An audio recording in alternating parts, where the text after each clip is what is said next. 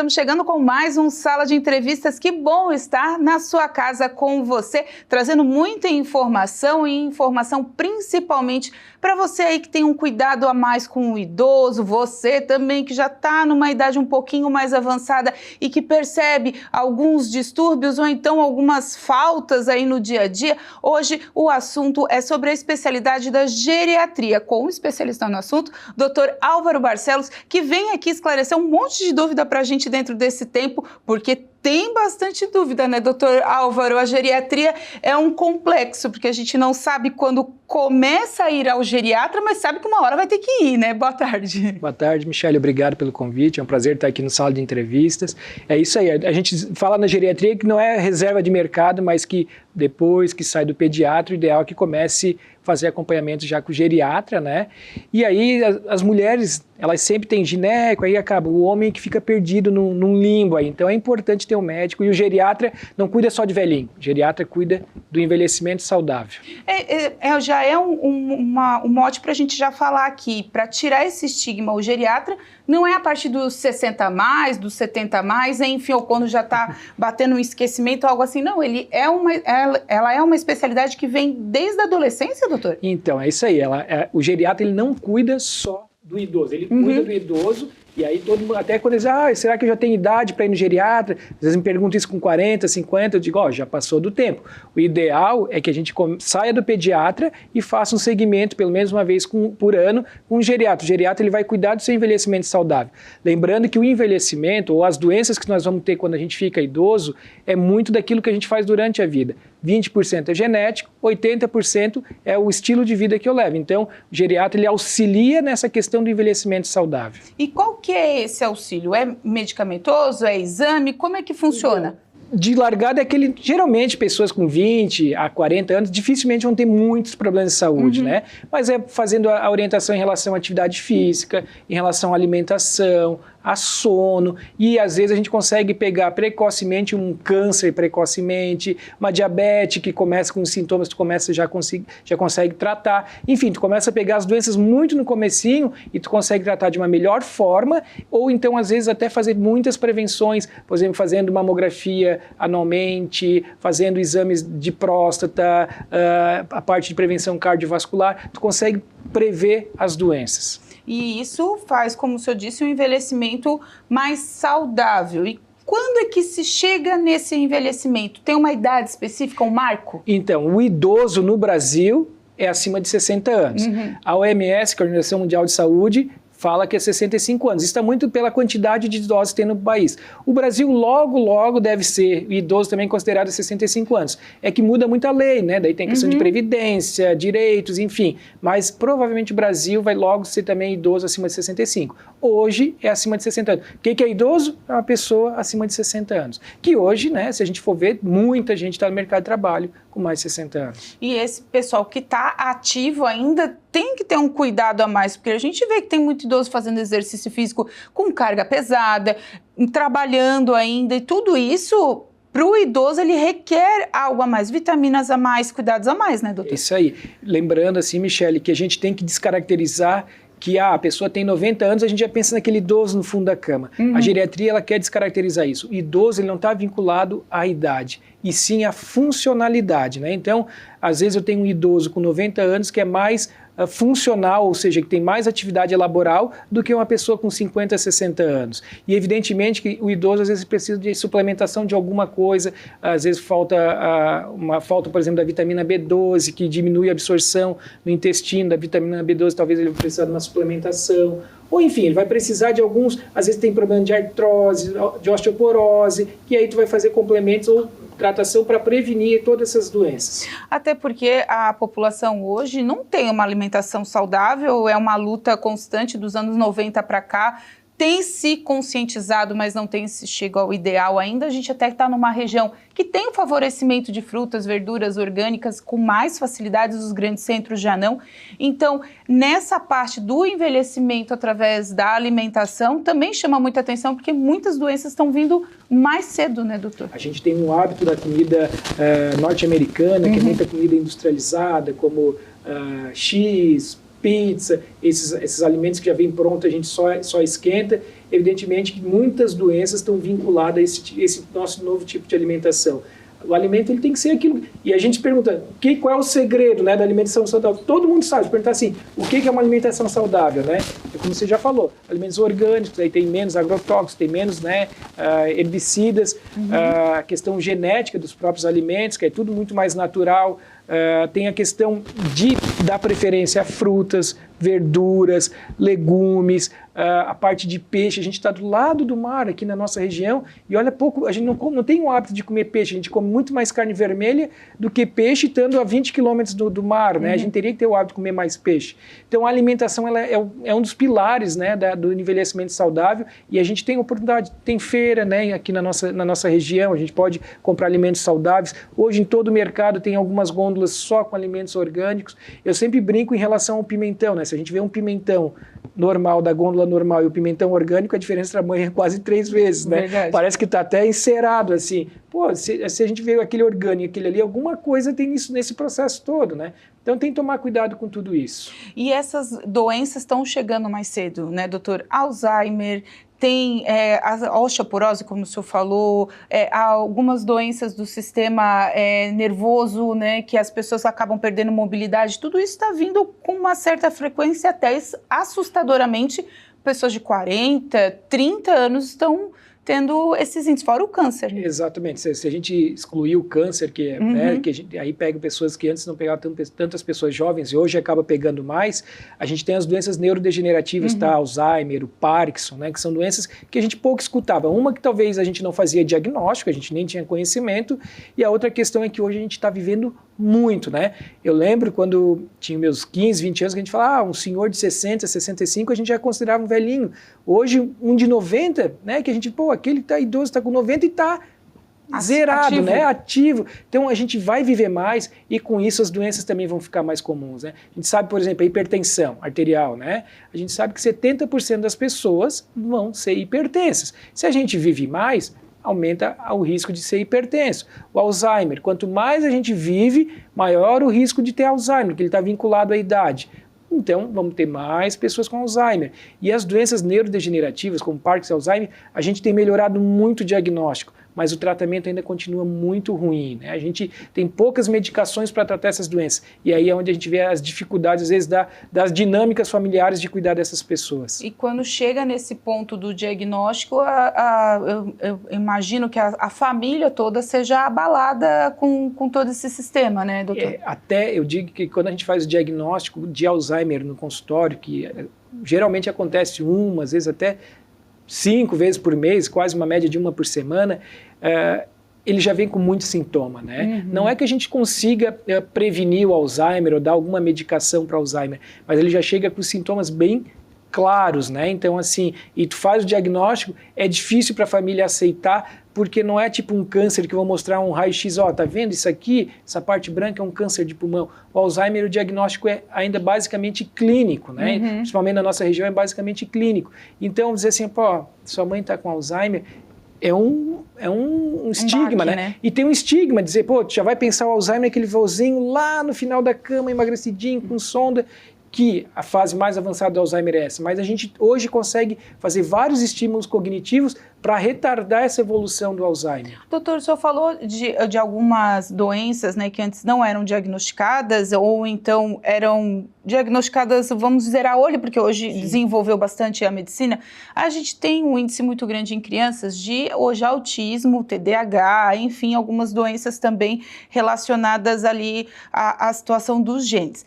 Mas essas doenças a gente sabe que elas já existem há muitos anos, talvez não eram diagnosticadas. Existem idosos, pessoas ali entre 40 e 50 anos, que hoje vocês detectam que elas são autistas ou têm alguma relação com o espectro tardiamente? Então, assim, Michele, antes eu acho que eles colocavam tudo no mesmo balaio, sabe? Assim, eles não conseguiam, acho que o que mudou é que a gente consegue diferenciar a pessoa com autismo, com esquizofrenia, a pessoa que tem TDAH, hoje a gente consegue, né, separar de cada uma desses aí. Antes eles botavam tudo como se tivesse algum problema psiquiátrico, ou era, entre aspas, bem entre aspas, louco, né? E agora a gente consegue separar. E claro que aí, conforme vai evoluindo, a gente vê as pessoas, hoje a gente consegue separar normalmente o esquizofrênico, o autista, às vezes até um TDAH, até a gente brinca, às vezes, pá, tu hoje, se fosse hoje, tu estava ali tomando medicação para TDAH, né? Porque não tinha um diagnóstico, não se tinha medicação,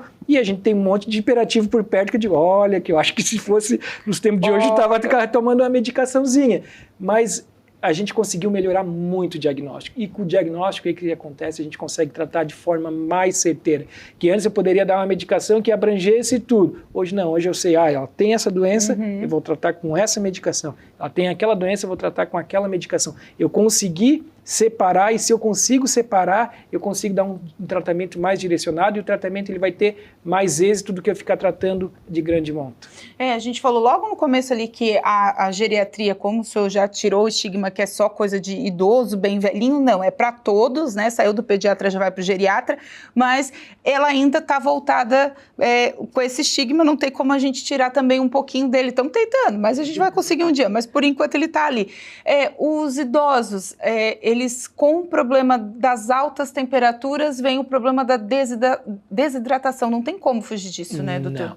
O idoso, a gente pega as duas pontas, né? As crianças ali até 6 anos e os idosos, bem mais idosos, principalmente os depois de 70, 80 anos, são as pontas de maior risco no verão, né? O idoso ele é muito suscetível ao calor, até porque a grande maioria deles toma alguma medicação e medicações podem ser interferidas no verão. No verão, tem um fator principal, que a gente sempre, se pegar qualquer parte do verão do idoso, se chama água. A gente vai perdendo a sensibilidade, que eu digo todos nós, da necessidade de tomar água, da questão de lembrar que, eu estou com sede, vou tomar. O idoso sente menos sede, pelo envelhecimento normal do idoso, ele acaba tomando menos água. No verão a gente acaba suando mais, altas temperaturas, a gente sua mais, e qual é o risco? Desidratação. Alguns idosos tomam diuréticos para hipertensão ou para problema no coração, já é uma medicação que tu elimina mais líquido. E o que acontece? Tu vai desidratar, e aí tu pode ter sintomas mais leves, como sonolência, irritabilidade, vômito, até desmaio, como sintomas de perda de função renal, de problema renal, que aí requer até um cuidado maior. Então tem desde a desidratação bem pouquinha até a máxima. Se não tiver nenhuma contraindicação, a gente tem que, principalmente quem tem idoso em casa, tem que estimular. É 1,5 litro de água ao mínimo por dia.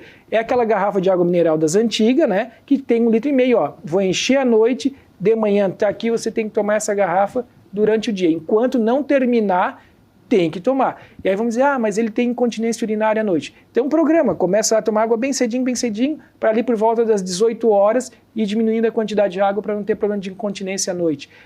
Mas eu não gosto de tomar água porque não tem gosto, porque não tem cheiro, porque enfim. Pode botar uma rodelinha de limão, pode botar uma rodelinha de laranja, pode botar umas folhinhas de hortelã ali, não tem problema. Importante, pode ser água de coco, né, de preferência natural. O que tem que evitar é bebida de álcool e suco, né, porque o suco tem muito açúcar, então tem que tomar cuidado com o suco. Então tá certo. A gente vai para um rápido intervalo e voltamos já já com mais Sala de Entrevistas. Fica aí que é rapidinho.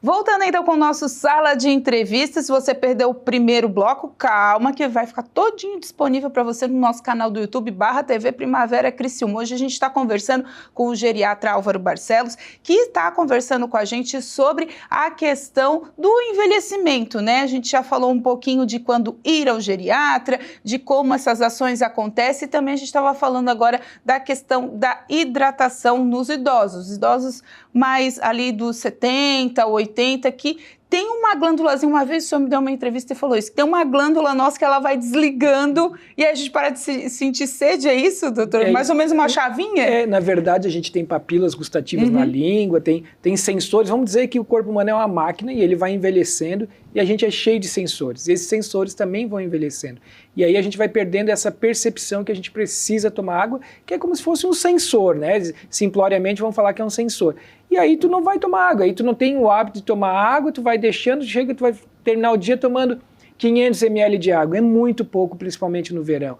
E o idoso ele é muito suscetível a essas questões da desidratação. Então é um cuidado muito redobrado, e aí às vezes tem virose, a pessoa tem diarreia, e aí a quantidade de água tem que aumentar. Então a água, eu sempre digo assim, tem que ter um recado para o idoso no verão, se chama água. A água ela é fundamental, além dos outros cuidados, mas a água ela é fundamental. E no inverno, doutor, tem algum cuidado a mais com o idoso? Porque a gente sabe que a pele resseca mais, tem a questão dos aquecedores, do ambiente que o pessoal usa para tirar a umidade das coisas. Tem algum cuidado a mais? Tem sim, assim, a gente tem que ver que as temperaturas extremas, verão e inverno, são onde a gente tem que ter cuidados maiores.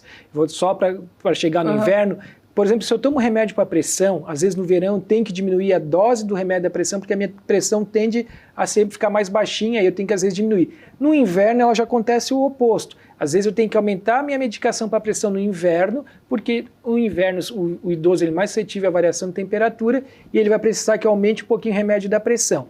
Tem a pele, tanto no verão como no inverno, a gente tem que ter cuidado com a pele. Tomar cuidado com um banho muito quente, né? Às vezes no inverno a gente acaba botando a água a temperatura mais quente, aquilo tira mais a gordura da pele, a pele do idoso já é bem fininha, aí fica seca, aí tem que cuidar com hidratante. O ideal é que o idoso, tanto quando eu falo idoso que tem que passar hidratante, é homem e mulher. Nós temos que acabar com esse estigma que homem não passa hidratante, né? Eu sei que os idosos, a grande maioria, tem bastante resistência a passar hidratante, os homens, mas tem que passar pelo menos 2 vezes o hidratante nos braços, nas pernas, de preferência nas extremidades, se não gostar de passar, para poder deixar a pele sempre hidratadinha. Tomar cuidado também com os alimentos muito pesados. Às vezes no inverno a gente come uma feijoadinha, uma comida mais gorda, e aí pode também causar alguns problemas no idoso. Tem muito caso de hipotermia no inverno? Tem caso. O idoso ele também, né, é um sensor, né? A temperatura também é um sensor. Então às vezes ele não se...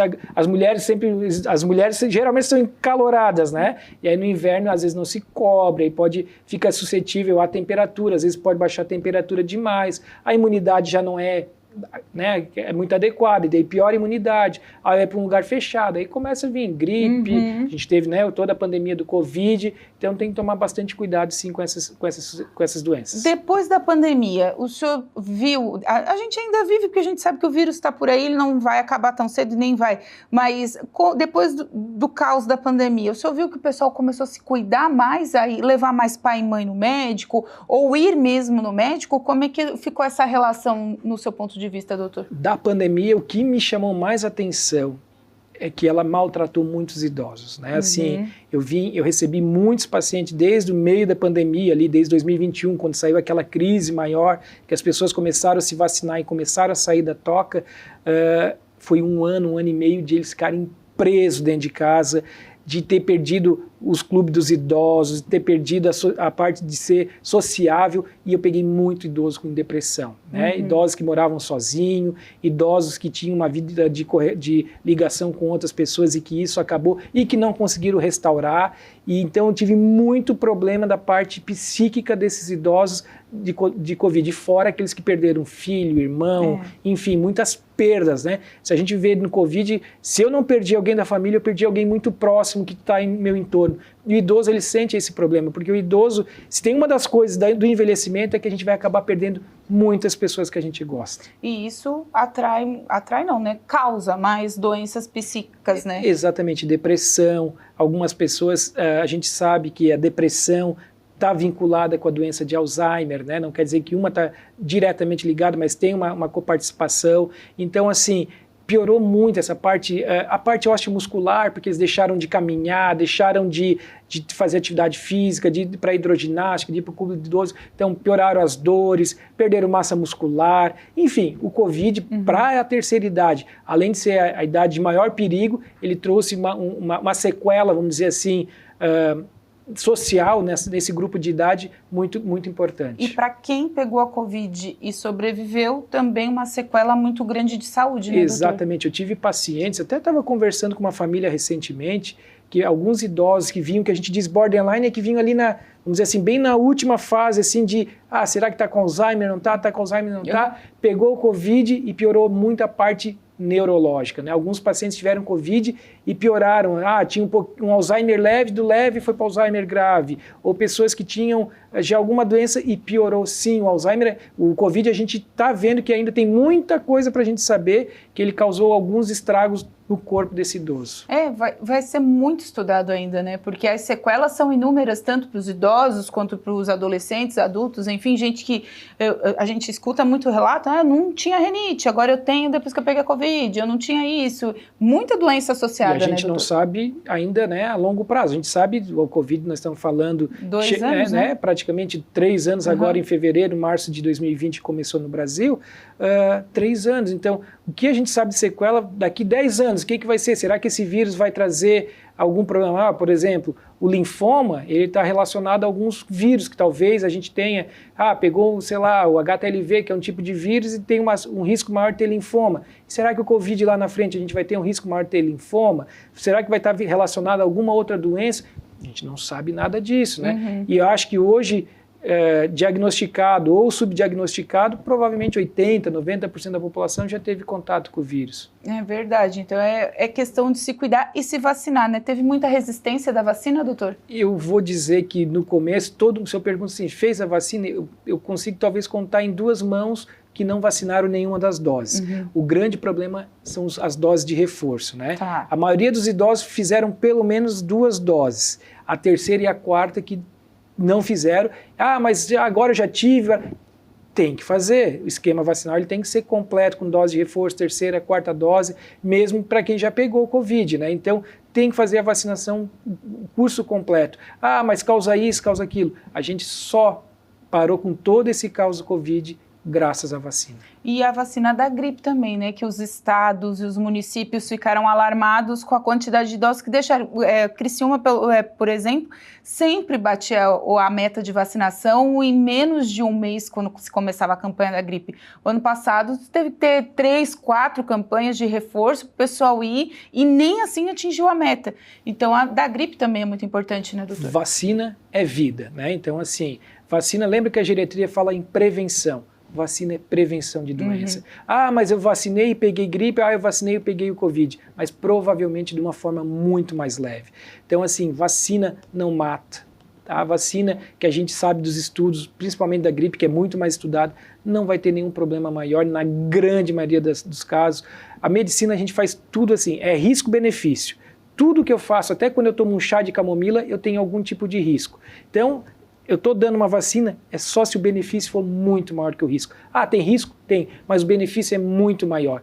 Se eu estou tomando uma cerveja, eu posso fazer uma hepatite, eu posso ter algum problema com aquela cerveja, mas o meu benefício da satisfação é maior que o meu risco, então eu vou fazer. Então, na vacina é a mesma coisa. Eu tenho que me vacinar para gripe, para hepatite, para tétano. O idoso, ele larga a mão, ele acha que não, só vou fazer a da gripe. Não, tem que fazer, tem um monte de esquema vacinal para o idoso, tem para o herpes zoster, que é o famoso cobreiro. Então, tem várias vacinas que o idoso tem que fazer, que isso é prevenção, isso é vida, isso é qualidade de vida. E essas vacinas, elas começam a partir de que idade, doutor? Então, o esquema vacinal ele é desde que a gente nasce, né? Sim. E aí depois, por exemplo, do tétano, a gente tem que fazer pelo menos a cada 10 anos, tem que fazer um reforço. A antipneumocócica, que é para pneumonia bacteriana. Alguns grupos de idosos podem fazer no posto-saúde, né? Na rede privada, todas essas fazem sem problema nenhum. O zoster, que é o cobreiro, na rede pública não faz, na rede privada faz essa vacina. Gripe, anualmente tem que fazer. Covid, a gente vai esperar agora, provavelmente deve vir alguma nova informação, se nós vamos fazer a 5ª dose, para quem já fez as 4, se não, como é que vai ficar, a gente ainda não sabe direito. Então, assim, tem que vacinar. E todo esquema vacinal tem que fazer. A do tétano, a gente esquece. A gente vê que tétano ainda no hospital, né? Então, e daí não digo só os idosos, é de 10 em 10 anos todos nós temos que fazer a vacinação contra o tétano. Doutor, a gente está chegando já no final do nosso tempo. Tem algo que a gente esqueceu de falar, algo que o senhor tenha visto no consultório que tenha chamado a atenção para as pessoas ficarem mais atentas em casa com a questão dos idosos? Eu tenho uma das coisas que eu sempre falo, Michele, que é importante, e eu venho batendo muito nessa tecla. Eu acho que o Covid ensinou muito mais. Eu trabalhei numa UTI com Covid, então eu vi muita gente morrendo, muita gente perdendo, vi gente morrendo de 20, 30, 40, 50, de todas as idades. Eu digo que eu sou um outro médico depois do Covid, uma outra pessoa depois do Covid. O maior estudo que tem na geriatria, um dos maiores estudos que tem na geriatria, um estudo que acompanharam pessoas envelhecendo durante 74 anos e pegaram para ver qual é o principal fator de longevidade e qualidade de vida. Tu vai dizer, a alimentação é importante, atividade física é fundamental, férias é fundamental, ser feliz também, mas o principal diferencial de uma pessoa viver bem se chama se relacionar com outras pessoas. A gente foi feito para se socializar, para viver em comunidade, a gente precisa disso, viver em comunidade, com máscara onde precisar, mas o Covid, quem tiver vacinado, a gente tem que voltar à nossa vida como era de antes. E os idosos muito mais, né? A gente vê que é o exemplo que a gente tem no nosso município aqui em Criciúma, o Clube de Idosos do município, o Centro de Convivência do Idoso, que é a coisa mais linda, e ali a gente fez uma matéria especial, passou em rede nacional, inclusive, da festa deles de final de ano. Gente, que riqueza de felicidade deles juntos. É isso aí, é outro estigma que tem que acabar. Porque eu não quero ir no clube de idosos porque só vai velhinho lá. Não, lá é vida, lá eles têm curso, eles têm a parte musical, tem a parte de socializar. Quem mora em Criciúma mesmo, tem um centro de evento de idosos muito bom, onde eles fazem muita coisa, tem muito curso. Isso é vida, sabe? A gente poder viver. Porque só vai idoso. Eu sou idoso, né? Eu tenho que ir lá, eu tenho que ser feliz, eu tenho que viver, tenho que me relacionar. Eu perdi meu marido, eu perdi a minha esposa. Vamos lá, vamos ter amigos. Não estou dizendo lá para se relacionar, mas vamos viver. A vida está aí para a gente fazer acontecer. Então tá certo. Doutor, obrigada mais uma vez pela sua presença, sempre muito esclarecedora, e a gente conta com o senhor para uma próxima. Eu ainda quero entrevistar o senhor para falar sobre as questões do luto também. Eu fico bem feliz, Michele, estar por aqui. Estou sempre à disposição daqui da programação, da sala de entrevistas. É sempre um prazer estar aqui contigo. Estou à disposição de vocês. Então tá certo. Gente, para você que pegou a entrevista pelo meio do caminho ou quer rever, quer compartilhar, dar as dicas aí pro pessoal se cuidar, não tem problema, entra no nosso canal do YouTube, /TV Primavera Criciúma, que lá a entrevista vai estar completa para você compartilhar quantas vezes quiser. Obrigado mais uma vez pela companhia. Esse foi mais um Sala de Entrevistas. Até o próximo programa.